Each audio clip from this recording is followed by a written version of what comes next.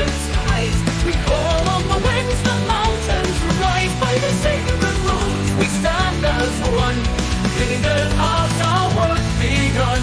Mighty Thor, with hammer in hand, strike down the foe, protect this land.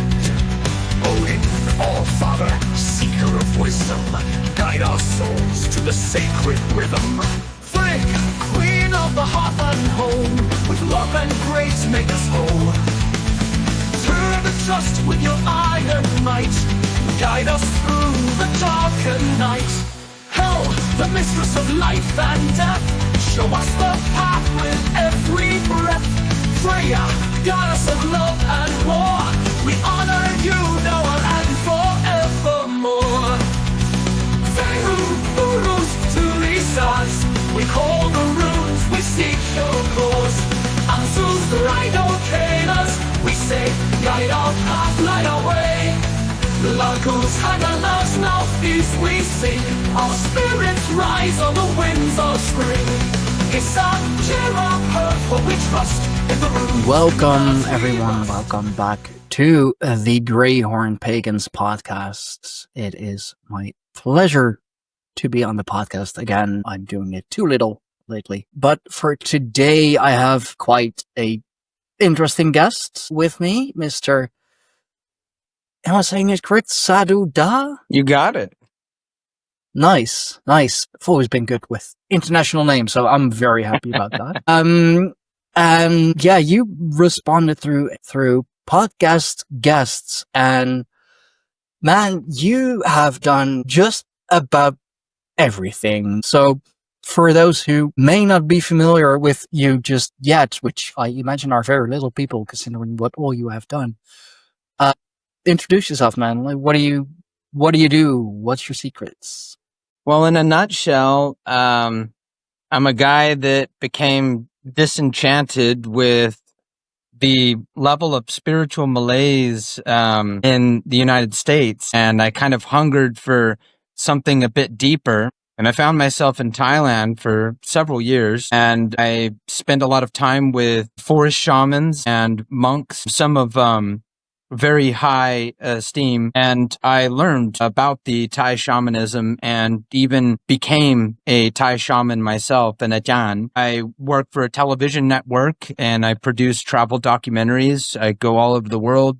A lot of them are based on spiritual exposés of certain indigenous cultures and their beliefs.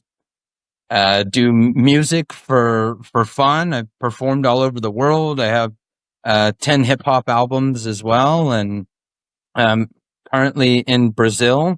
I mean, I just kind of, I don't really know where to begin, man. There's a lot of chapters there. I wrote a book on demonology that's being published by a major publisher right now, currently. So yeah, Oh yeah, I also am an exorcist. I guess that's relevant to mention as well.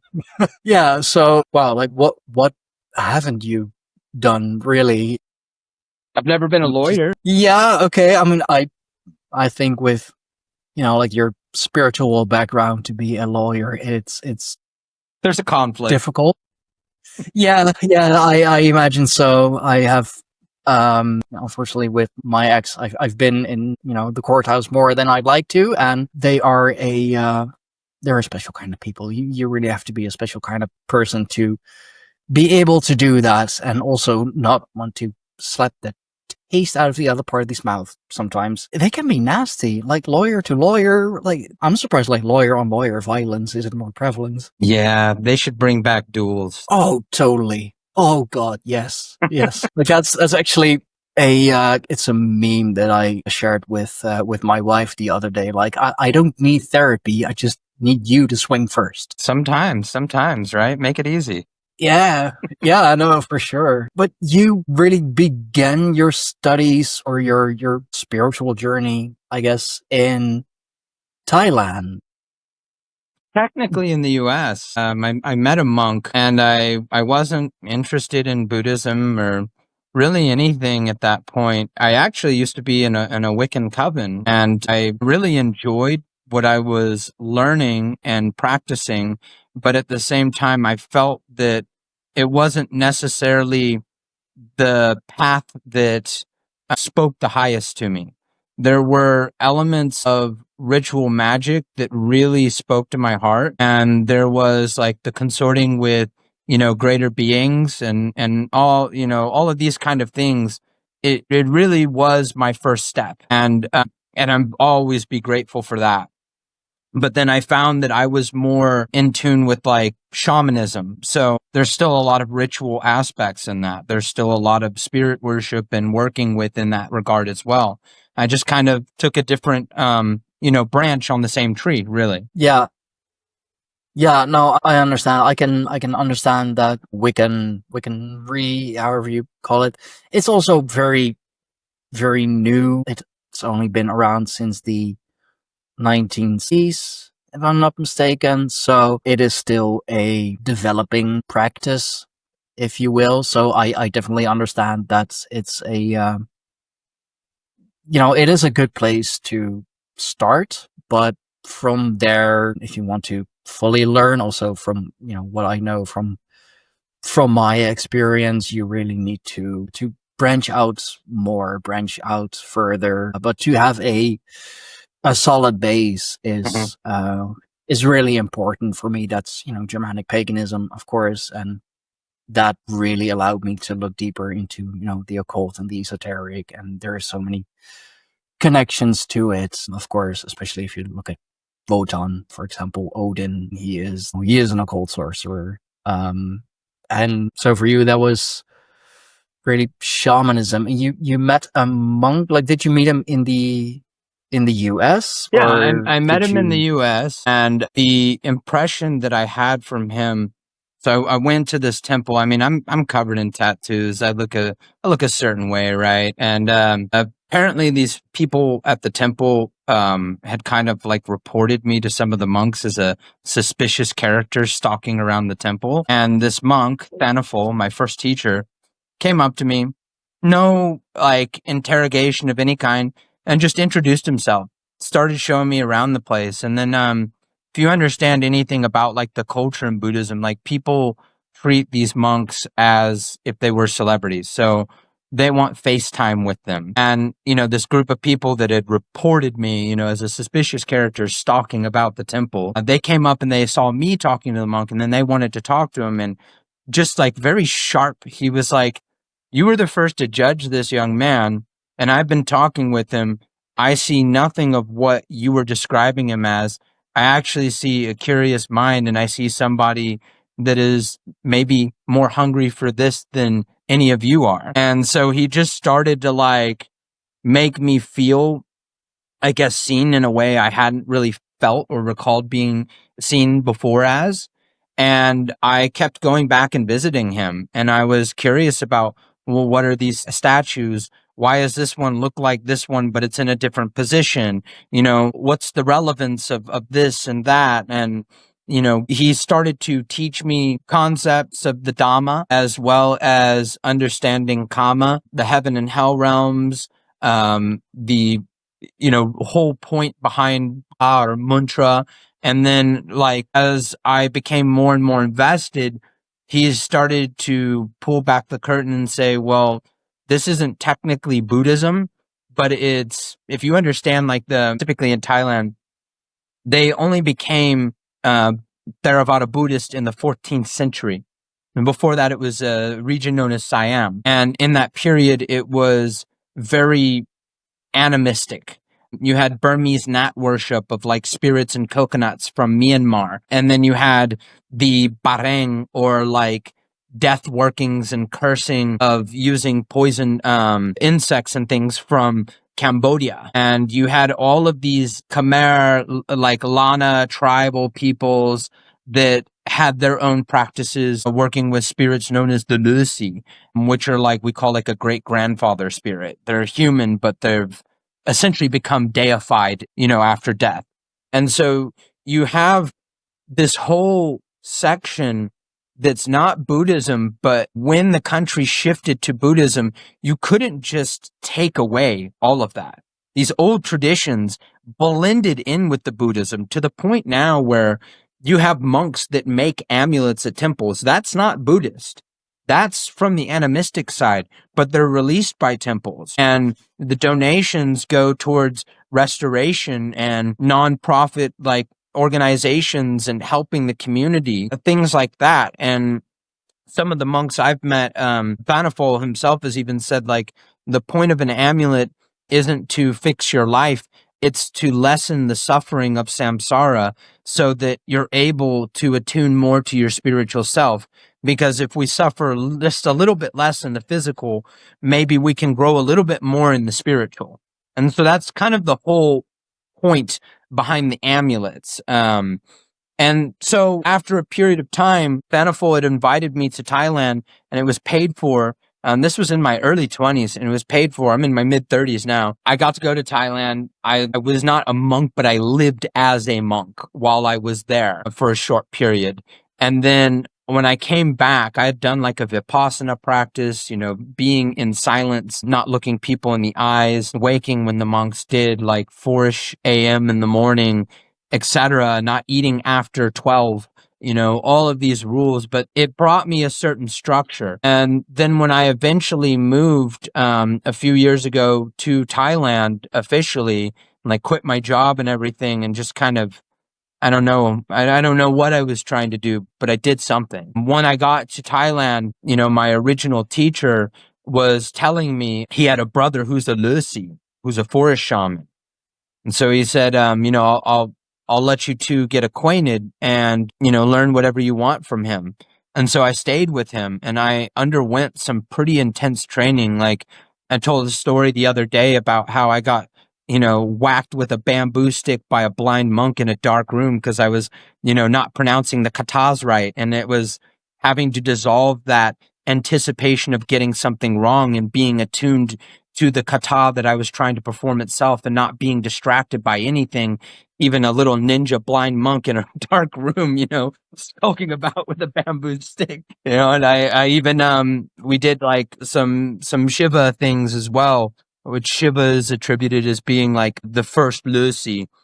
And I had to sleep in a coffin with a corpse, a fresh corpse, to contemplate the aspect of death and impermanence. That gave me a bit of trauma. I'm not even going to deny that. But I mean, Yeah, I went can through some imagine. intense training, man. Wow, yeah, that definitely sounds intense, and also the fact that that you're still here in one piece. I couldn't go through that. I would. No, that's gonna be totally honest. I respect the hell out of it. That's not for me.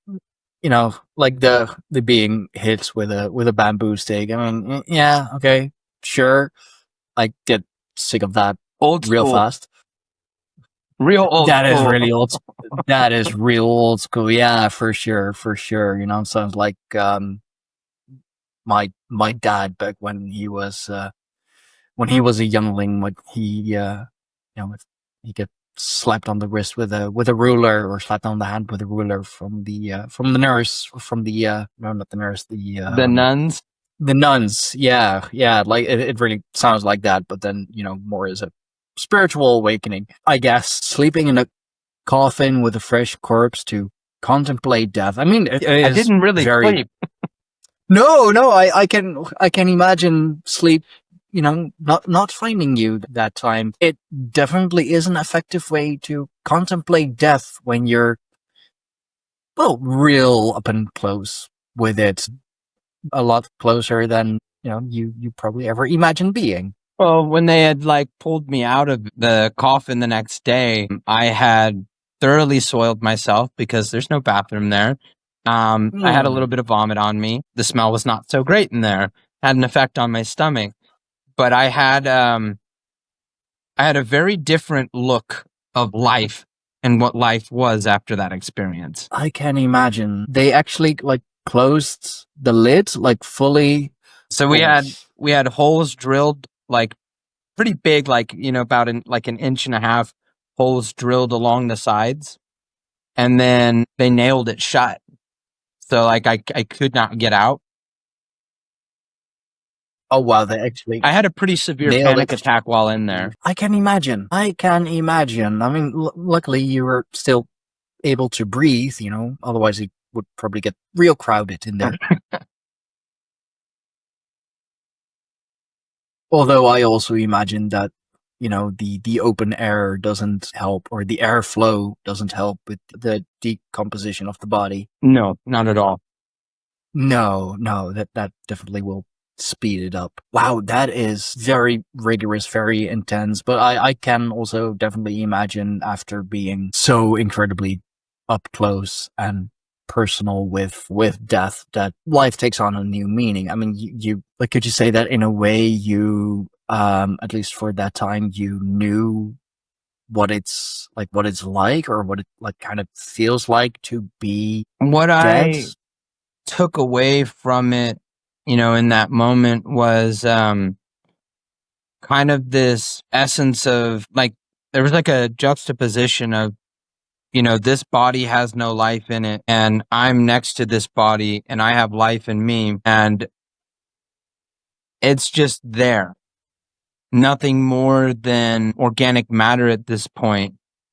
Why am I so scared? Why am I so disturbed by this? This is no longer human. It's a human shaped mass of, you know, decaying matter.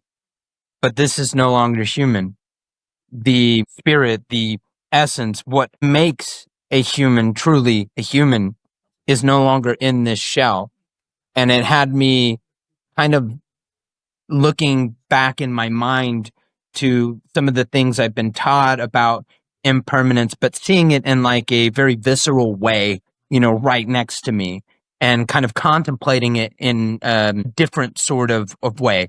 So one of the things that I kind of held fast to was, you know, okay, we come into this world, we develop, we age, we die, same as any other animal, same as any other structure. I mean, even things that we create, things that don't necessarily have a soul itself, like, you know, a building, if you don't maintain it, if you don't take care of it, what happens to it? It decays over time. So I kind of just looked at everything as like the Hindus would say, like yugas, cycles. So I just looked at everything as just a cycle. And right now I'm in the cycle of, you know, Sadhu Das expression. But Sadhu Das expression and Sadhu Das cycle are but one expression of a greater cycle and one cycle of a bigger cycle. The me that is, you know, communicating right now is greater than the body it's attached to. Okay. Yeah, I get it. That is actually an interesting thought experiment for Like- everyone like watching, this and for is- everyone listening. I do Yeah. encourage you to, I mean, not lay down next to I that body, Wouldn't you know. suggest it.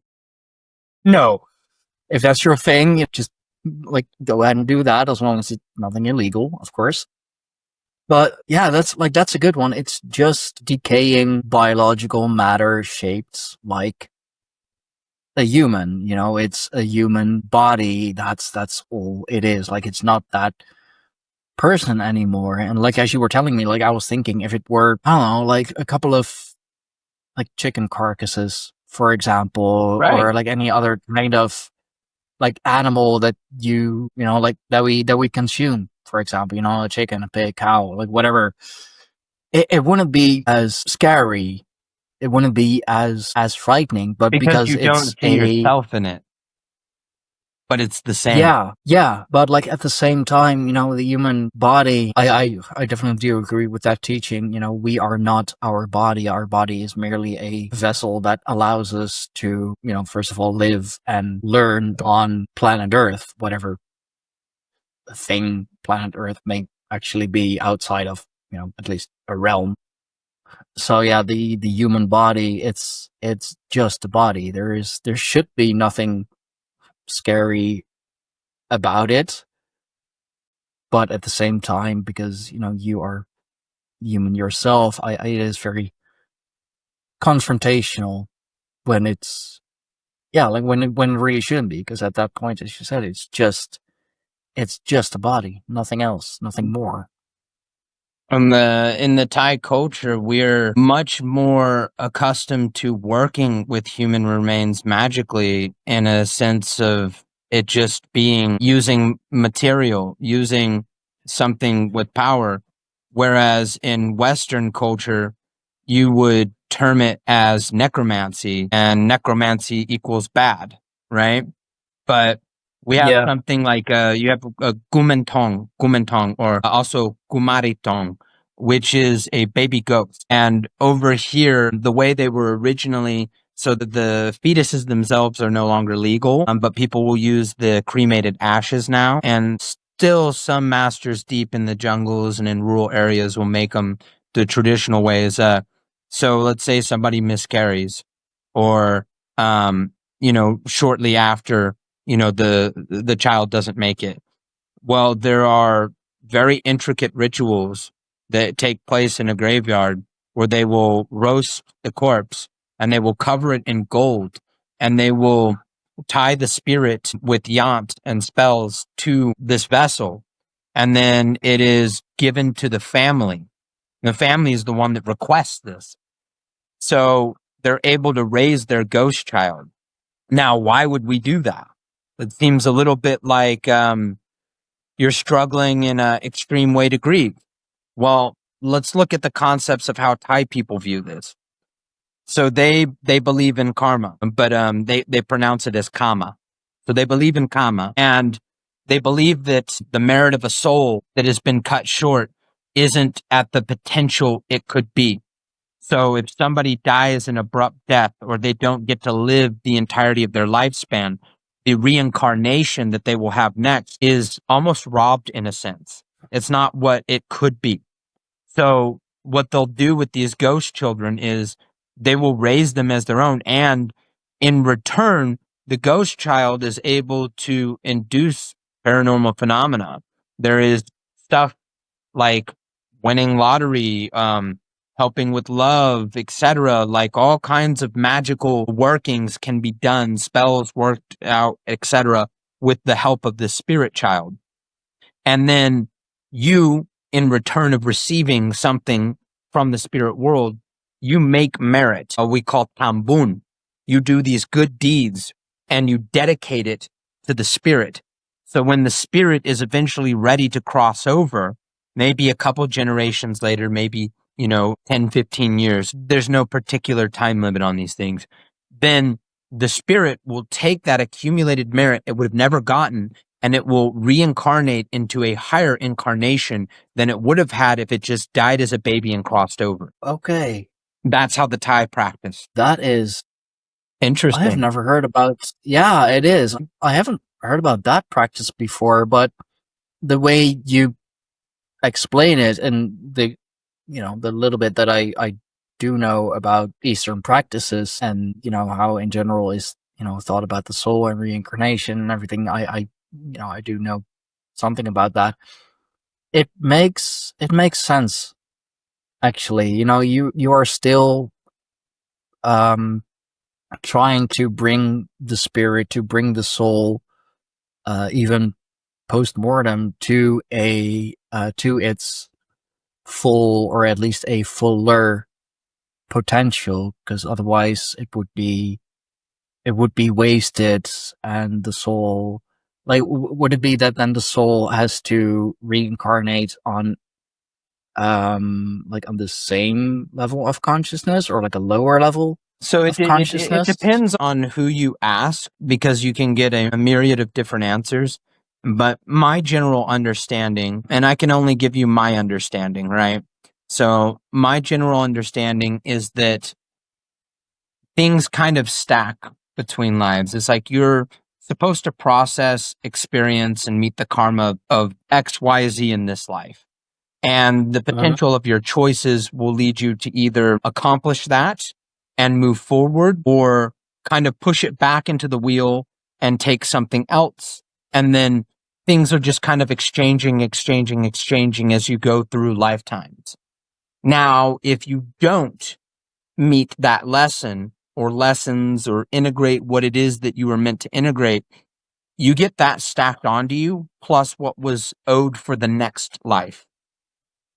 It can make things Oh. tremendously difficult, tremendously more difficult. And even in some cases, can lead to a reverted evolution of sorts, downgrading of a consciousness level. Yeah.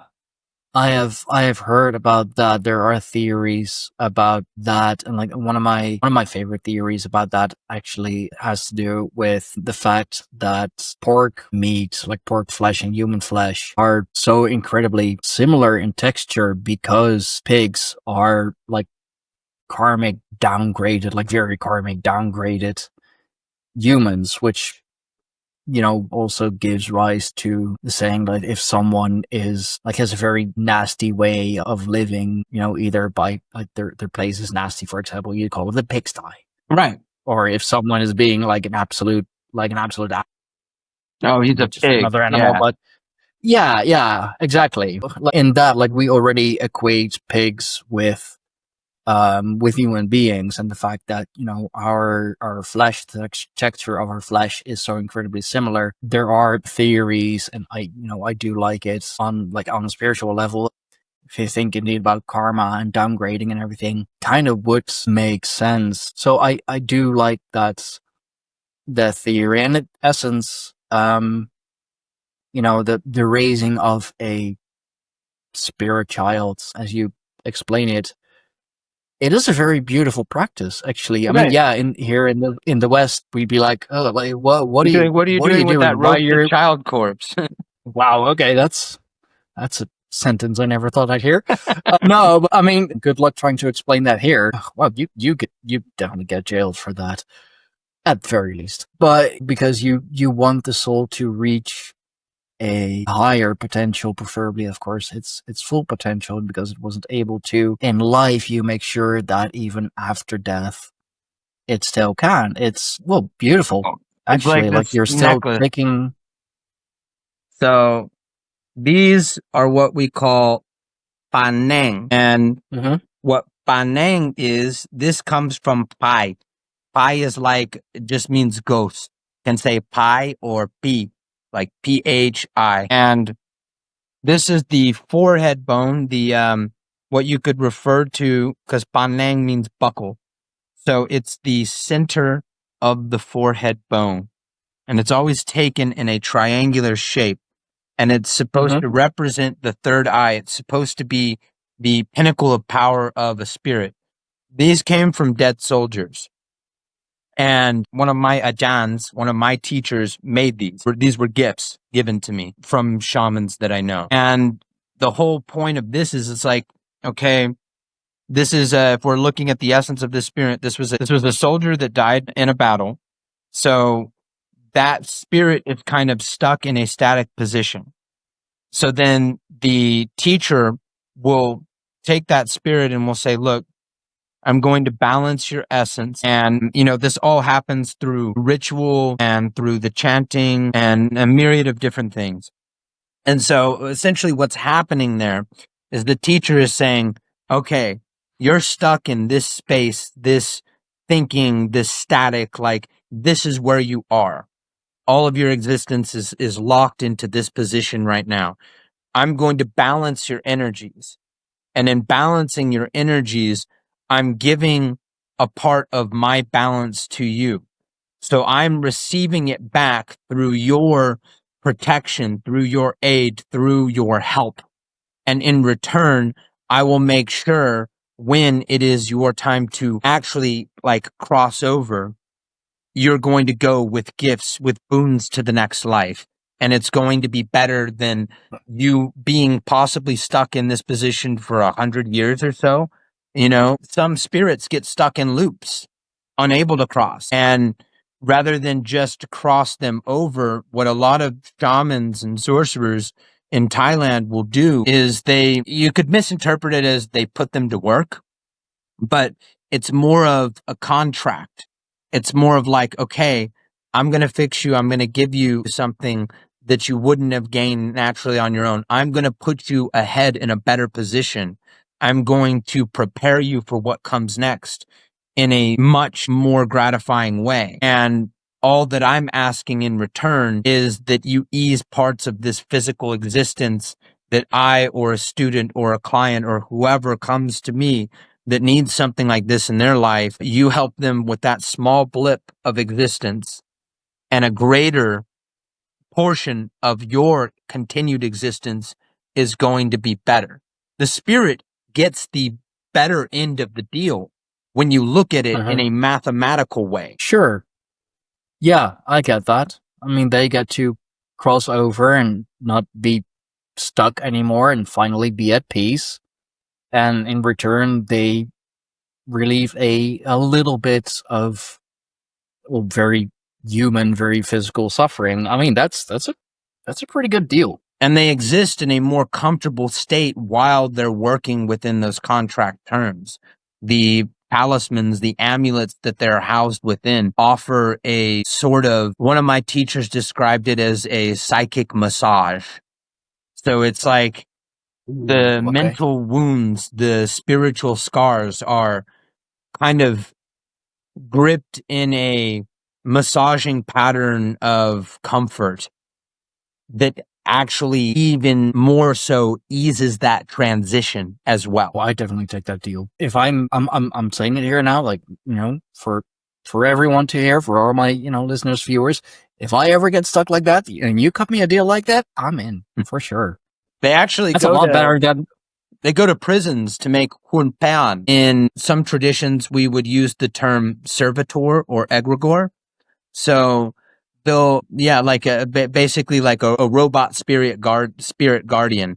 That's what hunpean translates to. And what a hunpean is, they used to be straw figures that were made. The meditative power was concentrated and focused with a specific task, and that energy was put into this straw figure. And then farmers would keep them in their homes for when they would go on journeys to go sell their goods and things like that. And they would transform into these spiritual masses that could actually take physical shape into a shadow, and it would scare bandits away from the home. People would think that there was someone at the home, and it's not intelligent. It's like a sentry. It just patrols and moves. And if something comes to invade, it attacks. If something attacks it, it will break. It'll take the hit and it'll break. In some traditions, you call it like a witch bottle. So this is kind of the same concept, but in the Thai shamanistic tradition. And what some monks will do is they'll take forms and they'll go to the prison and they'll find people that are on death row who are going to be died, who've committed horrible crimes. And they'll approach them and they'll say, look, you sign this paper, and this gives us permission to use your remains to make some hunpean that will be given out to people. This is your chance in this life to process a huge amount of this negative karma that you've created by the choices you yourself have made. This is literally the only get out of jail free card you're going to get. You're being put to death. There is literally no way out of this situation. And you're going to face what do you karma. What do you have to lose? What do you have to lose? Yeah. So it's so deeply ingrained in this culture, man. It's fascinating.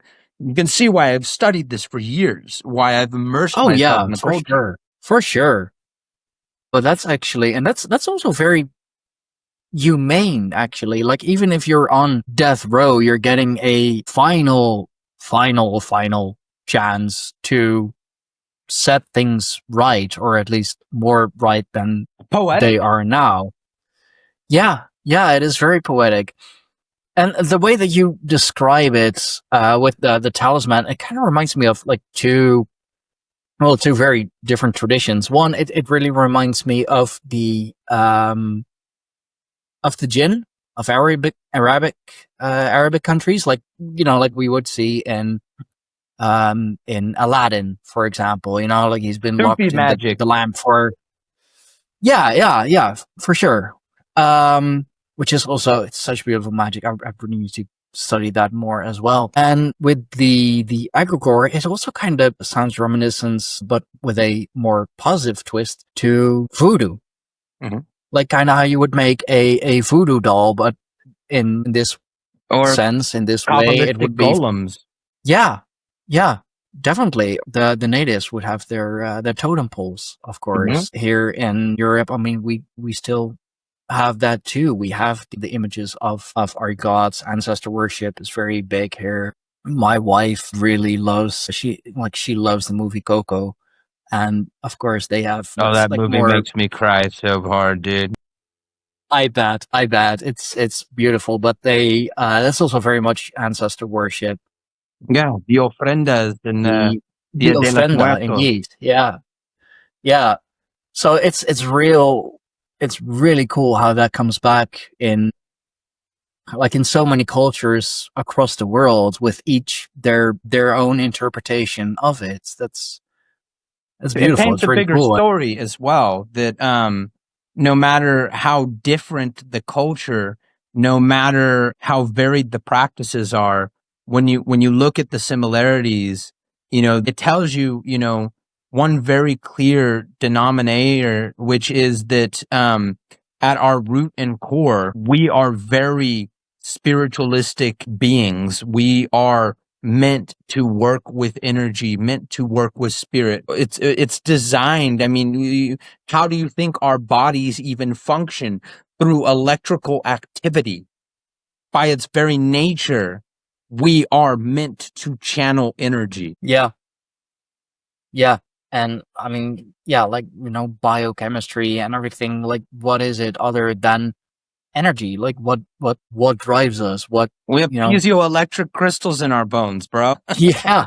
Yeah, literally. Like, I just, I'm good friends with another shaman, South African shaman. He's also of the Eastern teachings. He does a roundtable every Saturday. Try to be a guest more on that, but weekends they're often quite busy. And like, we just did a roundtable on magnetism and whether magnetism really is what we are told it is. And so, of course, eventually we come to the topics of crystals and piezoelectric crystals and all the other denominations and variants of those. It's really interesting how that, syncs up again.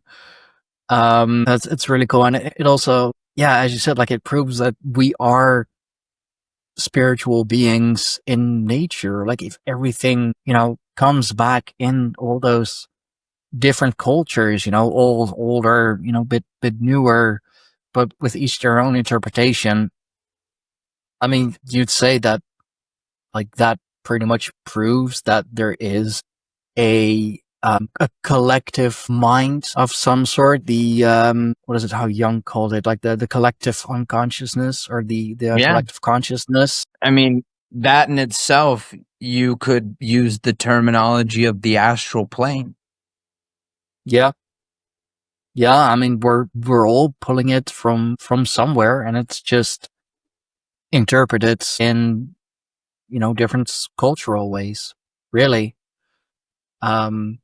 That's why I love Carl Jung, his teachings as well, really, with the teachings about the archetypes, that all the gods, they are representations of different archetypes. I really love that. And with all of that, how I'm really curious about that. I can kind of see the connection, but how does exorcism, of all things, come into play with Well, that? Because that is very, so if what is it, we're Catholic? if Christian we're Catholic? if we're going by the aspect of understanding that intelligence takes form in all degrees, then it wouldn't be outside of the scope of realism to assume that there are some types of intelligences that exist in a quasi-physical state. And furthermore, because the environment that we live in is much bigger than what we can see with the limited range of the cones and rods in our eyes, then we understand that there are other types of predators out there in the world, and not just, bears and lions and tigers, right? But there are malevolent, intelligent beings of a quasi-physical nature that need to sustain themselves off of other living matter. And they operate in such a stealthy way. They're experts in hacking the neurology of a person. And so when I do exorcism, if we're going to come at it from a very scientific point, the main thing that I need to do is I need to raise the frequency of a person's electromagnetic field. So if we look at the University of HeartMath, we understand that science has been able to measure through the use of sonar technology that we have a 6 to 8 foot circumference field, electromagnetic field that emanates from our heart. The heart emits its own electromagnetic field. Now, if you're in a high frequency, or what we could call love frequency, anything that is of a lower frequency is naturally not going to be able to sync with it. But if you have a lot of trauma, if you're susceptible in certain ways, psychologically speaking, you could be influenced to lower that frequency to where it is a resonant match with a foreign intelligence that can then begin what we call stage 1, which is infestation that leads to manifestation. Stage 2, which is both internal and external oppression. And then finally, stage 3, which is possession, which in some cases can lead to perfect possession, or what we commonly refer to as integration. Now, the book that I wrote, it's not out yet, but it's in editing production right now. So I wrote a very science-based book on demonology, because one of the things that I noticed over the years is you had really great contributions from people like Ed and Lorraine Warren. You had a lot of very brilliant minds that have been able to explain these entities and how they operate. But what was missing is, for a very, very important community, the scientific community, the how and the why. If we can see paranormal occurrences happen, and we know this is a thing that is presented in many cultures all over the world, surely there must be some type of explanation for it. And ladies and gentlemen, this modern science has caught up to it. We can explain these things. The same is why when we're doing certain paranormal defense protocols, I'll have people use a bowl of vinegar and sea salt. Why would we use a bowl of vinegar and sea salt? To deter a manifestation from forming in the house. Because if we look at the quasi-physical state of these entities and how much energy it takes to generate, to manifest in our physical dimension, we know that it needs to get that energy from some source, which is us, right? We produce that energy that they then use to generate a bigger feeding from us, which then strengthens that foothold and allows that blending of frequencies to happen at a more accelerated rate.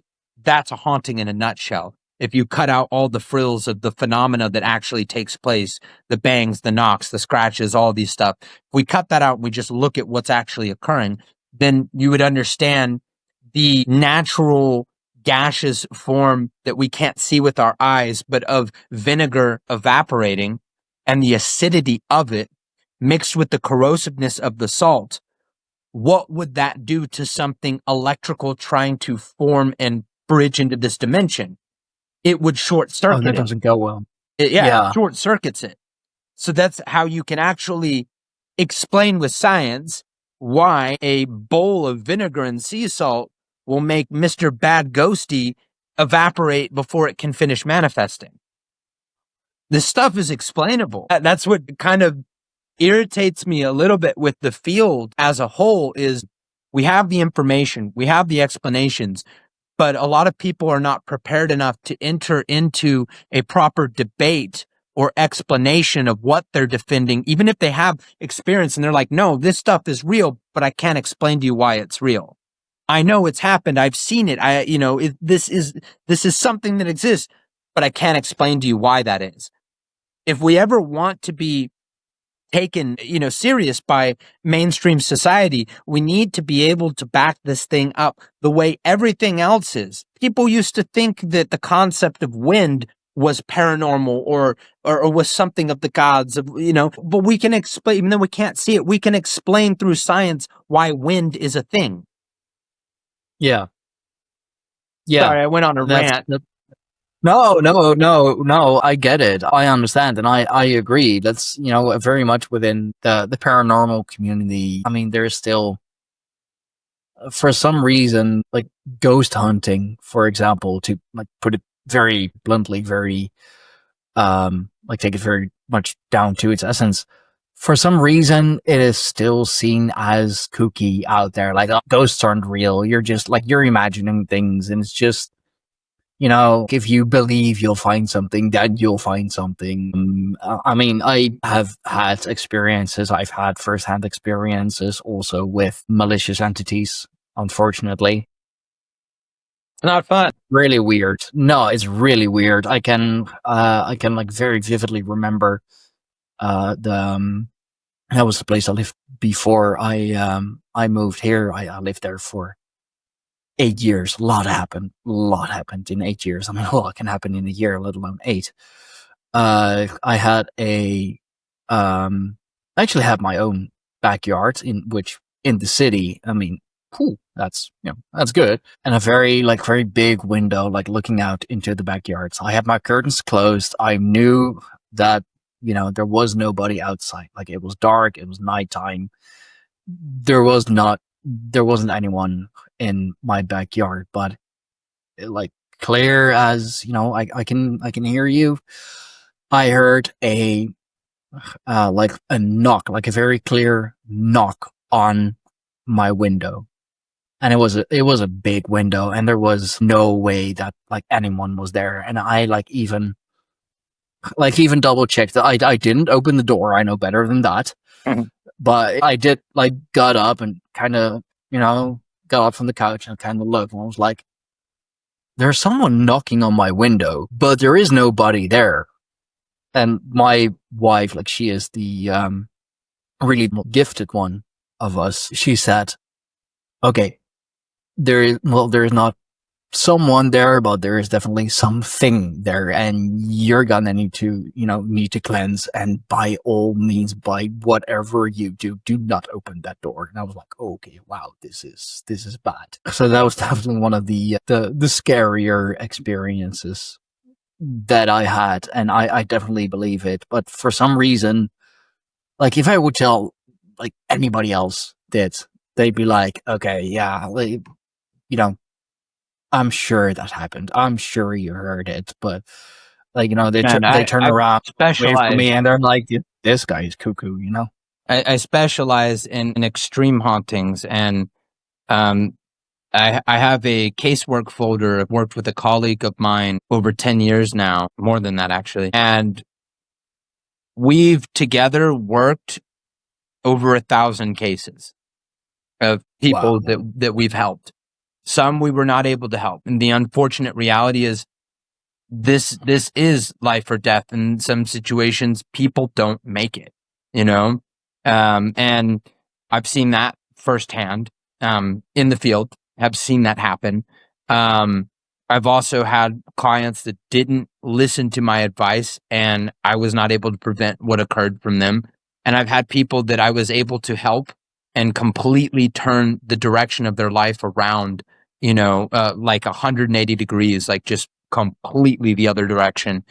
And there's been some pretty crazy cases I've been on that, other than the people who were involved in it, probably wouldn't believe it. I've been levitated in the air, several feet in the air, where you could see in my clothes like something grabbing me, and then Mm. thrown with a force and slammed into a wall. I've experienced possession myself. I have a very good process for taking care of myself mentally, but I've definitely seen some things that have legitimately giving me actual diagnosed by a therapist post-traumatic stress disorder from the paranormal. So, like, Fuck. you're not crazy, bro. Like, I've definitely seen that and more. This stuff, people don't realize how real it gets until you're questioning reality completely. Wow, that's heavy, and that's really, really scary. I haven't experienced possession. I mean, I have, when I was in it, feeling really, really low. That was like really over the last 10, like at least over the last 10 years. Like that was really one of the lowest points that I felt. I was like incredibly depressed, incredibly like angry, and just in a very low vibe. Yeah. And I got like very lost in my music. Like music's always been very therapeutic for me, and I do like some metalcore. I do like some real heavy stuff. Oh, I love like Habakranu, Batushka, Goera. Yeah. No, that's good stuff. But I felt just like something come over me, and I felt this like incredible rush of like the feeling of power, just like incredible power. Like I could do anything. Like it felt so good that it was scary, and I blocked it out right away. I was like, this ain't it. I love it, but this is too much. It's too hot for your neurology. It's like overcharging a battery to the point where it pops. So what ends up happening a lot of times with depending on the person, even just a minor exposure to possession can induce psychosis, even when the possession leaves. But in specific, like demonic generated feedings, where it's meant for the person to be possessed to then take their own life or the life of another, or like murder suicide, those kind of things, you're running the system so hot. So you have to think about it this way. This entity has fit in, it's done its whole process, it's fit in like a glove at this point. It knows how to pull and work every little thing, but it doesn't naturally belong in that system. So its presence being in there is overload for the circuits. So it will wreak as much damage as it can, as much havoc as it can create. And then it will get a massive feeding off of the end result, the release of all of that energy, and then boom, on to its next. That's the nature of these things. I've had to explain to a couple of my students, as dark as all of this is, the worst thing you can do is create an emotional stance as an exorcist, as seeing it as you're fighting the forces of evil. It's very, very easy to get into that mind state, especially when you see the evil of what you're facing. But you have to leave no room, no chink in the armor for these things to get into your mind when you're helping someone. And the way I like to frame it as, if a tiger comes across a hunter in the jungle and kills that hunter, is the tiger evil, or is the tiger merely a predator feeding in its habitat? Yeah, I mean, I'd say the tiger merely does what the tiger does. Right. What its instincts tell it to do. Demonic entities are not your friend. They're not trainable. They're not something that should be worked with. I never advise that. But at the same time, you have to understand that these are predators simply surviving in the environment they are in. So it's not personal, no matter how personal it feels. This is just the same as you screaming to a tiger as it rips you open, like, please stop, I have a wife and kids. Like, no, I have so much to live for. And the tiger doesn't care. It's just eating. It's the same thing in this essence. And I'm not, in any ways, am I not saying like demons okay? Like, they're predators. That's what they are. Yeah. Wow. So they are conscious beings in a way, or they're hyper intelligent. They are most certainly, but more so in a corrupted, diabolical way. Because you have to think about the lower frequencies from which they originate. There can be a genius in madness, if you understand what I'm saying. True. That is true. Yeah. I mean, these things are literally insane, but that does not mean they are stupid. No, and I mean that's like where you get the stereotype of like the mad scientist from, for example. Yeah. So very, very clever, very smart, very cunning, but out for completely insane. Wow. Okay. Damn. Yeah. No. It's not an aspect that most people think of generally. But when you've been hunting demons for over a decade, you start to see it a bit differently. You look at it a bit differently. Yeah, for sure. I mean, most people like know or should know that yes, they are, you know, evil entities, and you know they are out to, you know, seduce you, and you know they're not your friends, and whatever they promise you, like don't fucking take it. But I think they do indeed underestimate the intelligence, because for some reason, and I'm not sure how much of a role pop culture plays in this, but we see evil as like being brutish at the same time. Hmm. Well, if you look at like real evil, and like even in this world, you know, physical people, we know real evil. And They're there not are different stupid. levels. So there are some that are lesser developed or experienced. Same with hunters, right? There's lesser developed, less experienced hunters. The more apex, the more experienced, the higher level of intelligence. So I give two examples. Okay, so it would be pretty terrifying if you were sitting in your bedroom and all of a sudden, you know, a painting flew off your wall and went across the floor, and then your door started slamming, open, shut, open, shut, open, shut, right? That would be less than ideal. That would probably startle, I would say, pretty much anybody. Now, Yeah, what would be even worse is you're sleeping and you go to wake up, and you could swear you saw something, but you're not entirely sure. You're questioning it. And then you find yourself chasing a shadow that you can never quite get your eyes on, more and more, to the point where you go seeking that shadow. And then you find yourself reliving your worst traumas in the most intimate way, sometimes even playing out as a hallucination in front of you that you can't separate from reality. You start to question if you're real. You start to question everything about life. And you start to look at this dark shadow as the only thing that can give you an answer, the only thing that's solid. You tell me what's more terrifying. yeah, definitely the one that quite literally drives you mad, like drives you into madness. And it's Yeah, deliberately done with surgical precision. oof. Yeah, no thanks. One of my mentors told I'll me, take. you never underestimate the wit of a demonic. I mean, if I had to choose, I'll take the paintings getting across the floor. I'll take the banging of That's the doors. Like ideal. at least You can deal with that in a more direct way. it's still not ideal, but like at least I know what it is. I know what is happening. I can like have some sort of a semblance of what is happening, and now also have to stop it, thankfully. But yeah, like just the cunning, conniving ones. No thanks. No, thank you. I mean, I know what it's like to lose your mind, or almost lose your mind. Like you're feeling like, yeah, I know that feeling. Doesn't.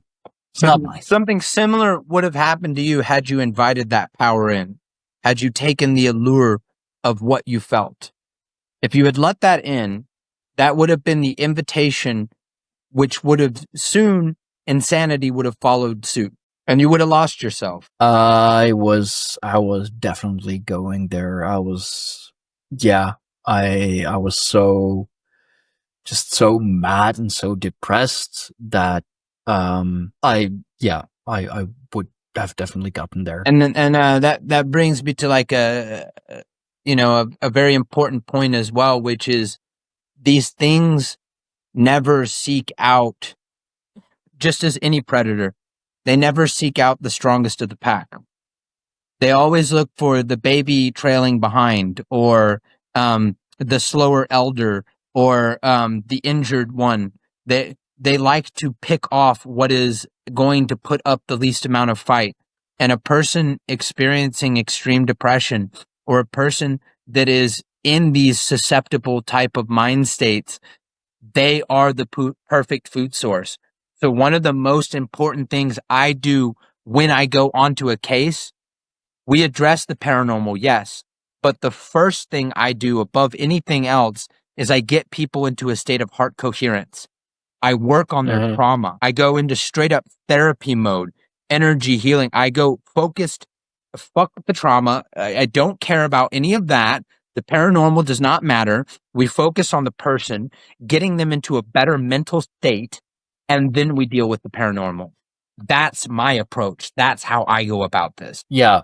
So you do your best to raise the frequency first to make it, well, less habitable, I guess, for No. such a low frequency being. It makes it so when one of the things, you know, and it may sound a little bit cliche in a way, but like love is corrosive to these entities, and it's not necessarily itself like, you know, rainbows and sunshine, right? But it's the very aspect of what love represents, which is a high frequency. It's something of purity. And these things are not able to exist. It's too crowded. That frequency is too crowded for them to inhabit. They need the space in between. There's so much they can swim in through depression and anxiety and darkness. But when you have this volume of love and peace genuinely emanating from a person, there's nowhere to slip in. There's no cracks to inhabit and put roots in. Yeah. Love is the answer. It so very often is. There just might be something to it. Yeah, no, definitely is. Wow, definitely learning a lot here. And I had a like kind of going back to the paranormal, the knocking and the making of sounds and everything. Usually that's the part that people are getting kind of, you know, kind of nervous about, like, you know, like, oh, what is that? I can't explain it. Is that like the energy that they draw on, or is that because it always seems to? It's trickier than that. It's a game of rapport. So if I want to get rapport with somebody, I need to match their state. And then through matching their state, I can become closer with that person. If you have a best friend, what is something that you both have? You have great rapport with each other, right? It'd be impossible for you to be best friends without having great rapport. So the same works with these entities, but in a demented way. So if I create an atmosphere of fear, if I create an atmosphere of darkness, and you are consistently kept in that state, and it spins up more and more, I'm not coming to you. You're coming to me because I can't reach you. You're in a high enough state that all I can use are scare tactics, deception, and little manipulative tricks to bring you closer to me while giving you the illusion that I'm coming closer to you. It's a trap. It's a trick. They're cunning, bro. They're cunning. Okay, yeah. Wow. So why the phenomena? That's why. To try and lower you to their level for exactly easier access. Oh, that is way too clever. That's wicked. Yeah. And so incredibly effective. It is. That's why one of my mentors in the very beginning, I would be like, did you hear that? Like, we go on cases and I'd be like, did you see that? And I kind of got annoyed because it would be something distinctive, something worth noting, something truly paranormal. And he would always say, ignore it. Don't focus on the phenomena. And he would say it in just a very deadpan way. And I'm like, how jaded are you doing this work that this is how you respond? No, dude knew the tricks and he wasn't falling for them. Yeah, so that's a good, but I can definitely imagine, being a rookie in the field that you're like, what's that? What's that? Like, did you hear that? It's like, yeah, but chill out. Okay. Like I saw a doll, like this is like something from a horror movie. I saw a doll's head turn all the way around. And I'm kind of like sitting there like stunned, wanting to say something, but kind of just like paralyzed from speaking. And then I just get a nudge, from my mentor. And he was like, I saw it, ignore it. We don't care. And I'm like, but did you, and he's Ignore it. We don't care. We don't care. Like, because it's a trick to create rapport. Oh wow, okay. Oh, but that must be so incredibly difficult. Like It you're is. literally seeing something out of a freaking, like horror movie that like you've seen in theaters. Like that's it's really like it's also kind of the cliche thing. Dolls. Well, It's but the always dolls cliches for some work. reason. The cliches work on us. And that's what's the most ironic part about this. It's like so the mentor I'm talking about, his name's Amun Berry. And he's top of his field. Like truly. Like I've never met a better paranormal researcher in my life. I can genuinely say that with complete humility. And I'm very proud to have studied under him for so many years. But like you would walk into a scene where it's like, it's just like, I've seen this in a movie. Like I've literally seen this in a movie, and it's playing off of that. It's playing off of your mind. What is scary to a human? And it'll The stage it things up. that they And know it's are so scary. ironic Yeah. because you're like, dude, this is like textbook movie stuff. Like, but it works. It works. It's a theatrical act. These things are like gaseous little, like cloud-like electrical beings. That's what they are. You want to know what a demon really looks like? That's what they look like. They're not these long-clawed, tentacle, shadow, humanoid, like monstrous-looking entities. They're not. They are literally little fucking fart clouds, man. That's what they are. That's what they look like. Well, that just got a whole lot less exciting. That's what they actually look like. But it just goes to show how well they are able to blend into the human psyche, to extrapolate and gain the rapport needed to be a effective predator in our environment.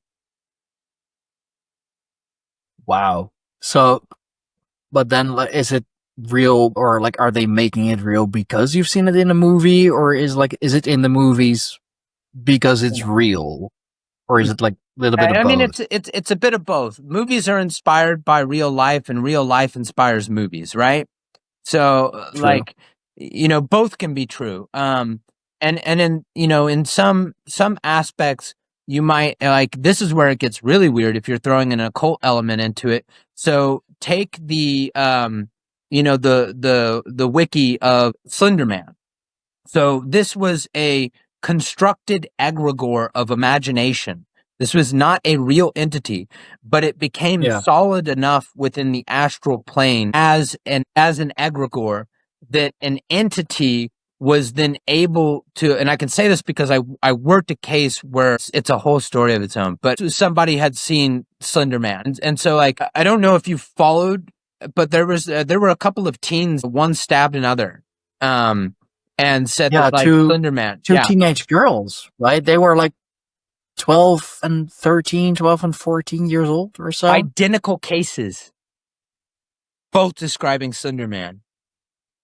Separate people that didn't know each other. There are two separate cases of a teenage girl stabbing somebody under the influence of Slender Man. Now, how could that happen if Slender Man's not real? We know that Slender Man is a made-up wiki. It's a made-up creepypasta. That's all it is. Yeah. Because it became something that was fed enough fear through imagination, it became an unconscious egregore that was essentially a husk of sorts. And an entity hijacked that egregore and adopted the persona, adopted the unconscious imprint from the human psyche of Slender Man, and then presented and lived and acted as if it was really Slender Man. It was just something wearing a mask. It saw a perfect mask and it put the mask on. Slender Man was never real, but Slender Man became the guise of something that was real. The stuff can get complex. Yeah, damn. Okay, so because like enough people like read it, and yeah, I can imagine. I haven't like read any of those creepypastas, but I know of it. Of course, I know like kind of the backstory. So because like enough people, especially young teens, that would definitely be scary. And like, of course, you're sending it to all your friends because, I mean, sharing scary stories, sharing scary movies. That's a lot of fun, watching your friends freak out. So because enough people believed in it, because enough people actually started to fear it, it somehow manifested itself. Like it Think of it became a psychic echo birthing a construct that was then able to be used by something with intelligence that could use that. It's something that exists in a space Oh, that is not physical. It's something of the mind, something of thoughts, of dreams, of imagination, yeah. a boogeyman of sorts, if you will. And Mm-hmm. something adopted what was not real, but real enough in the minds of people that it was then able to adopt it as a mask to use. And the greater the fear generated, the more it feeds that mask. The more that mask grows in power now that it's Yeah, of attached to course. something with a pulse, essentially. Yeah, of course. Like by portraying itself as Slenderman, by acting like Slenderman, by convincing those poor teens to do those things as Slenderman, and they would do it. They would feed Slenderman in that way, making it more real. Like it was, if I'm not mistaken, was it not a like a literal sacrifice to Slenderman Yes, that they did? which gives it an immense amount of power. Yeah. That's a huge feeding. It's a free feeding. This thing does, you got to think about this in the sense of clever insanity, right? So I could go through all of the work of making somebody scared of me and pushing them to insanity and then feeding off of them through careful planning and strategy and a lot of hard work. Or I could manipulate somebody by taking something they're already scared of and then just having them deliver exactly what I want. Think of think about like how Charles Manson convinced people to murder for him. The man is a murderer, even though he Yeah. never stabbed or pulled a trigger. He orchestrated it. It's the same thing. Yeah. Some of these entities would rather orchestrate than lift their own finger. And if an empty husk is available, I mean, it's there for the taking. Absolutely. And it is a thing that already exists in people's mind. And you get the same thing that occurs in hauntings where people describe it as like their house is flooded with demons, and that's not true. These things are solo hunters. You will never see two demons in one house. It doesn't work like that. So then why are people describing these different personalities, these different things that they're seeing? Because I like to give the analogy of a hand, okay? So you have a hand. There's one hand, but you have 5 fingers. Each finger is a projection, an illusion that it is much more than it is, but it's just a hand. So the hand would like to convince you that all of the fingers are different things, but it's all just one hand. It's all part of what makes it a hand. Yeah. Oh, okay. They're clever, man. So- They're quite clever. Yes, they are. Wow, okay. Oh, man. That's messed up. I have to get wrapping up for now, but I think we should have a part 2 in the future for sure. Yeah, no, for sure. I mean, this kind of turned dark for a bit there, but I mean, man, it's just so incredibly fascinating. Yeah, thank you very much for coming on. I know I was a little late, but I've had a rough day. It's all good, brother. No worries. Well, thank you very much. Let the good people know where they can find you, where they can find your work. So for like my YouTube channel, like my shop that sells talismans, all these kind of things, and people that want to take lessons from me or learn more about what I do, read my blog, etc. You can find it all at my website, which is www.thesadhu.com. Awesome. I will, of course, make sure that all the important links, definitely the one to your website, is in the description box down below. I always want to make sure that I'll represent my guests as well as I can, of course. And yeah, we're definitely gonna have to do a part 2. There's so much more that I like.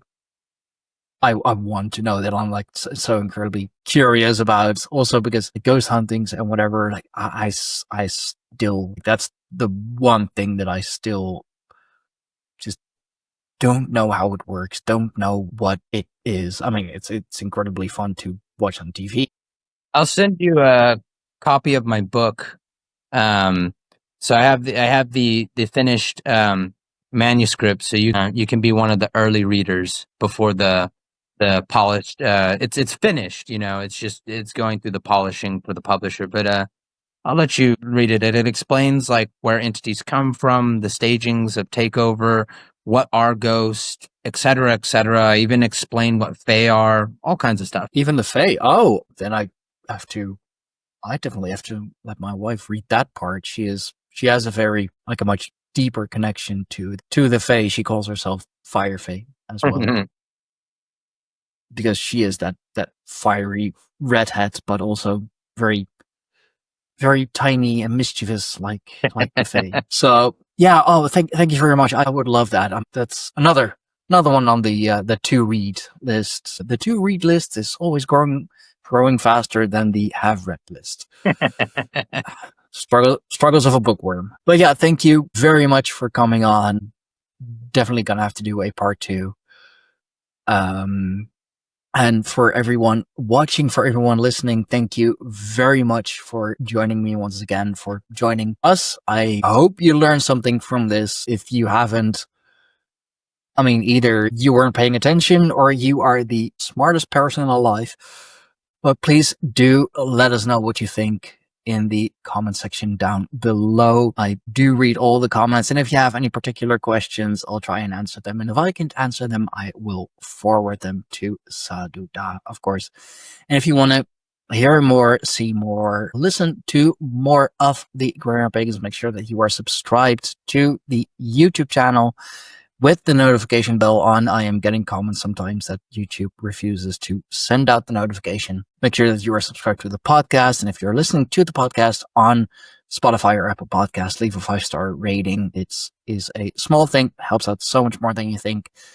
Make sure to subscribe to the Patreon for bonus content and early access to all the podcasts. Patreon.com/GreyhoundPagans. Everything else, find it on our website, www.greyhoundpagans.com. Make sure to like, share, subscribe, all that good stuff. Thank you all for watching. Thank you all for listening. I will be back soon, of course, with another interesting guests, although it's going to be difficult to top this one. Anyway, thank you all. Have a good time. Have a good day, evening, night, whatever it may be for you. And I'll see you all next time.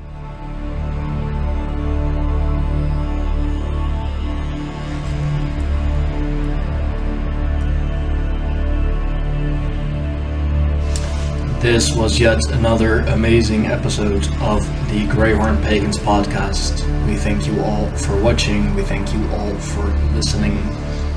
Remember to like, share, subscribe, and hit that notification bell so you will be notified whenever we upload something new. Support us on Patreon for early access and for everything else that we do with the tribe, for everything else that we do with the podcast. Find us on www.greyhoundpagans.com. For now, we thank you, and until next time.